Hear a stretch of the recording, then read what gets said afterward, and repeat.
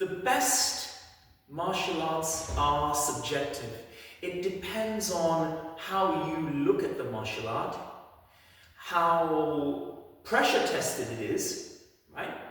How that system may work in the world in which you want to apply it. Many things. Some people look at martial arts in a very different way, and they may view them as a system of personal development, which is wonderful. I think they should be that, because we need good mental health, and the martial arts can certainly give that to us, and has given it to me and many of my students for over 20 years. So come on, we've got to embrace that aspect of martial arts too, as well as realistic applications and self-defense applications of the martial arts themselves in combat, right? So what are you faced with out there? Can you tap into your inner strength in order to utilize it and be able to use it in combat? And we've got a little bit of a light test going, but I'm going to continue in the little glowy style lighting that they've put out here. It's just a temporary thing that should come on in a minute. And it's very important to realize that sometimes you might be in a place where knife crime is high, gun crime is high, and so you may want to look at certain systems and certain disarms and self-protection more than others.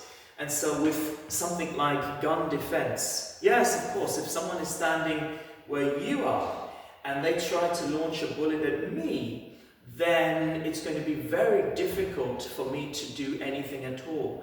Whereas if I were closer and I could potentially do something to stop that gun, then of course I'm going to damn well do it. Who wouldn't?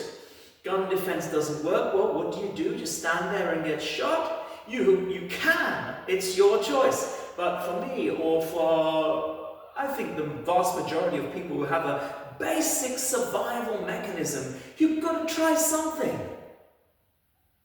Right? You've got to try something. Let there be light.